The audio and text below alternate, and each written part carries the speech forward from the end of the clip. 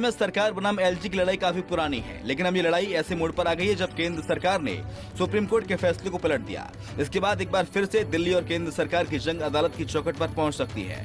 दरअसल केंद्र सरकार ने दिल्ली के लिए नया अध्यादेश पारित किया है। दिल्ली में अब ट्रांसफर, पोस्टिंग और विजिलेंस के काम के लिए national capital civil services authority गठित कर दी गई है। अब दिल्ली सरकार में ट्रांसफर, पोस्टिंग के लिए फैसला प्राधिकरण द्वारा लिया जाएगा।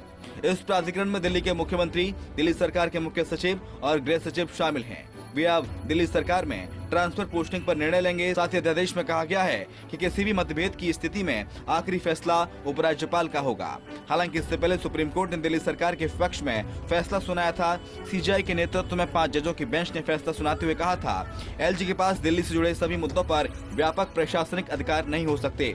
एलजी की शक्तियां उन्हें दिल्ली विधानसभा और निर्वाचित सरकार की विधायी शक्तियों में हस्तक्षेप करने का अधिकार नहीं देती। अधिकारियों की तैनाती और तबादले का अधिकार दिल्ली सरकार के पास होगा, चुनी हुई सरकार के पास होगा। चुनी हुई सरकार के पास प्रशासनिक सेवा का अधिकार होना चाहिए। उपराज्यपाल को सरकार की सलाह माननी होगी। पुलिस, पब्लिक ऑर्डर और लैंड का अधिकार केंद्र के पास रहेगा। वहीं सरकार दिल्ली में अधिकारियों के ट्रांसफर, पोस्टिंग के लिए अध्यादेश लाई, जिसे लेकर दिल्ली के सीएम अरविंद केजरीवाल ने पहले अंदेशा जताया था। केंद्र सरकार के इस अध्यादेश के बाद आम आदमी पार्टी मोदी सरकार पर हमलावर है। दिल्ली सरकार के शिक्षा मंत्री आतिशी ने केंद्र सरकार पर निशाना साधा और कहा कि केंद्र सरकार अरविंद केजरीवाल को अधिकार मिलने से डर गई और अध्यादेश लेकर आई है। सुप्रीम कोर्ट ने जब स्पष्ट कर दिया है कि एलजी साहब को चुनी हुई सरकार के निर्णय मानने पड़ेंगे, तो क्यों साइन नहीं कर रहे हमारी फाइलों पर? 11 तारीख को एक ट्रांसफर हुआ था, आज तक उसकी फाइल नहीं साइन हुई है। एक एक ट्रांसफर के लिए अगर 4 दिन, 5 दिन, 7 दिन लगेंगे तो हजारों एम्प्लॉइज वाली दिल्ली सरकार कैसे चलेगी? आप बताइए।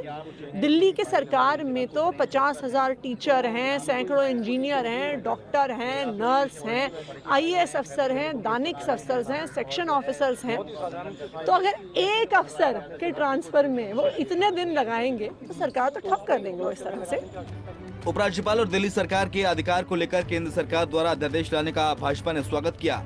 अरविंद केजरीवाल अपने भ्रष्टाचार को छुपाने के लिए रात के 3 बजे ताले तोड़ेंगे, अफसर को धमकाएंगे, डराएंगे।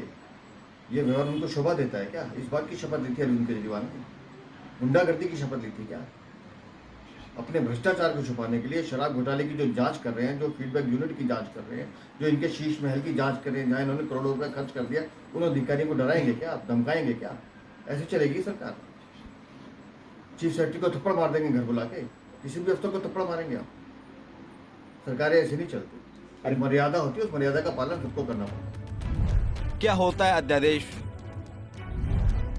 जब सरकार किसी विशेष परिस्थिति से निपटने के लिए कानून बनाना चाहती है तो पहले अध्यादेश लाती है।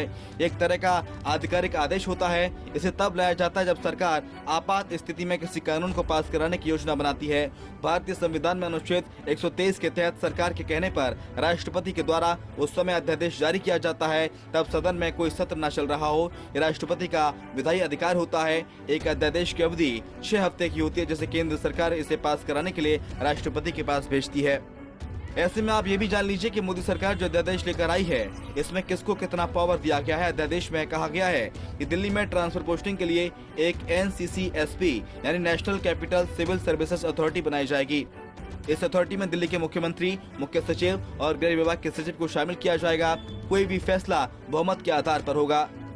अथॉरिटी की मीटिंग में अगर मुख्यमंत्री शामिल नहीं होते हैं तो भी बैठक मान्य होगी और अथॉरिटी की सभी सिफारिशें उपराज्यपाल के पास भेजी जाएंगी और अंतिम फैसला एलजी का होगा।